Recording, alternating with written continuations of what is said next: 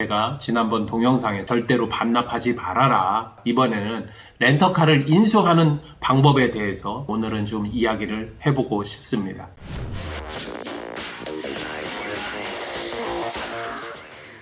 너무나도 자연스럽게 90% 이상이 렌터카를 중도에 해지하거나 쓰다가 만기가 다가오면 그냥 렌터카 회사나 캐피탈 회사에 돌려주는 것이 너무나도 당연한 일이다 이렇게 생각하는데, 지난번 동영상을 돌려보시면 아마 반납금지, 반납과 중고차 시세 기준으로 내가 인수를 해서 판매를 하는 것에 반납보다는 이득이 있다, 개괄적으로 이야기를 드렸었습니다. 단 중도에 해지를 해서 인수를 할 수 있다고 약정이 되어 있는 차량만 가능합니다. 절차적으로 놓고 본다면 내가 빌려 쓰던 자동차를 내 필요에 의해서 계약을 깨고 내가 이 차를 내 앞으로 명의 이전해서 타도록 하겠다, 이렇게 이야기를 하고 그 차량을 제가 인수를 하는 거죠. 많은 분들이 중도에 해지를 하게 되면 인수를 할 수 있다고 생각을 하는데 절대 그렇지 않습니다. 예를 들면 SK 렌터카라든지 롯데 렌터카, 장기 렌트 이렇게 해가지고 실제로 홈쇼핑이나 아니면 유명하게 우리가 알고 있는 그 렌터카들이 있죠. 렌터카 업체들이 하는 렌터카는 중도 해지를 하게 되면 무조건 반납을 하게 되어 있는 약정으로 되어 있고요. 신한카드나 우리캐피탈이나 우리카드 이런 곳에서 하는 캐피탈 회사에서 렌트로 출고를 하는 것들은 중도에 해지를 해서 인수를 할 수 있는 약정으로 되어 있는 경우들이 많습니다.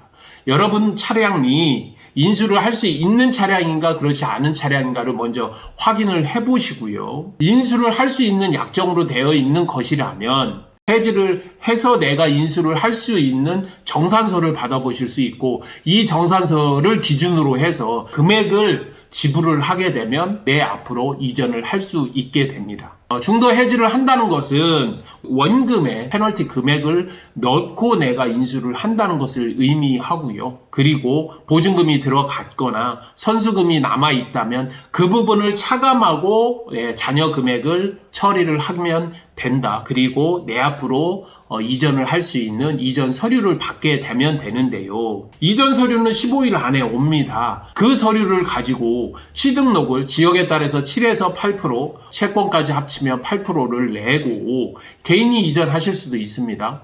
차량 등록 사업소에 가셔가지고 하는데, 문제는 뭐냐? 일반 리스와 다른 점은 이전을 하실 때 하허호 남바, 앞넘버, 뒷넘버 차량에 있는 것을 다 떼서 차량 등록 사업소에 제출을 하고 신규 남바로 다시 발급을 받으셔야 됩니다. 2만원인가 25,000원 교환 비용은 들어가지만 넘버 교환은 분명하게 해야 된다는 점, 이 부분은 절차상으로 분명하게 알고 계셔야 된다. 내가 사업자일 때에는 캐피탈사로부터 잔여 금액에 대한 내가 인수를 하게 되면 리스는 계산서고 렌터카는 세금 계산서입니다. 세금 계산서 받아서 법인사업자든 개인사업자든 차량 운반구로 회계상으로 정리하셔야 됩니다. 매입으로. 그리고 다시 중고차로 팔 때에는 자산의 감가상각이 되고 자산 매각으로 처리하셔서 판매부가세 10%가 포함되어 있는 금액으로 계산서를 끊으셔야 된다는 점. 자, 취등록세 7에서 8%와 판매부가세 10%는 본인이 부담하셔야 된다는 점은 아무래도 좀 부담이 되겠죠. 여기서 이제 이런 부분을 생각해 봐야 됩니다. 인수를 하는 것은 두 가지 목적이겠죠. 하나는 렌터를 할 굳이 의미가 없더라, 내가 그냥 타는 게 맞겠다 해서 인수를 해서 타는 것. 두 번째로는 특히 신차급 차량이나 신차등기가 걸려 있거나 많은 분들이 원하는 차량이라면 반납 기준보다 중고차 시세로 팔리는 기준이 훨씬 더 높을 수 있어서 그렇게 내가 인수를 해서 판매를 하는 것, 부대 비용을 내가 안 뜨래도 판매를 하는 것이 이득일 수 있기 때문에 두 개를 비교를 해서 렌터카를 인수해서 중고차로 판매를 하는 방법으로 쓰기 위한 두 번째 방법이 있을 수 있다는 겁니다.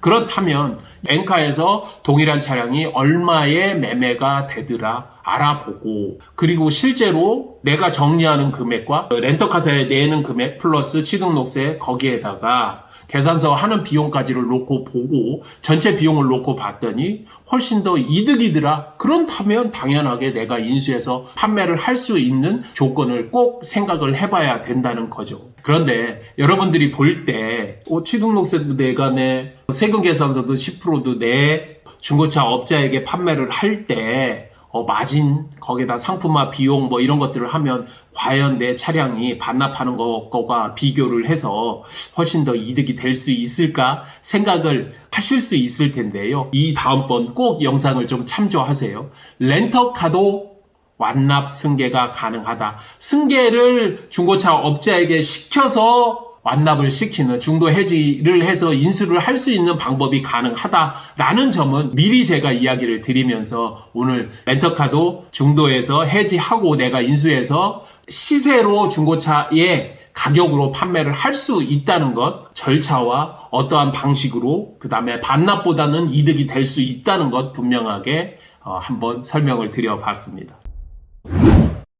많은 분들이 당연하게 반납을 해야 된다고 생각을 하는데 절대 그렇지 않다. 손해가 너무 많으니까 오늘 제가 설명을 드린 인수해서 중고차 시세 기준으로 한번 알아보는 것도 분명하게 어렵지 않다. 본인 스스로 하실 수 있다. 그리고 어렵다면 시유카처럼 업무 대행을 해주는 업체에서 문의하시고 간편하게 처리하실 수 있다. 오늘 렌터카 중도 해지해서 인수하는 방법에 대한 설명 오늘 마치도록 하겠습니다. 이렇게 제가 설명을 드리면 분명하게 어렵게 생각하실 수 있습니다. 한번 들어서는 당연하게 어렵죠. 어떠한 절차들이 있는지도 헷갈릴 수 있고요. 여러 번 한번 반복해서 들어보시고요. 그래도 잘 모르시겠다. 디테일하게 요러요러한 부분들은 잘 모르겠다 하시면 언제든지 저희 시유카 밴드 아시죠? 렌터카나 리스만큼은 진정성을 가지고 답변을 드리고 있으니까 언제든지 오셔서 문의 주시고요. 그리고 내가 좀 급하다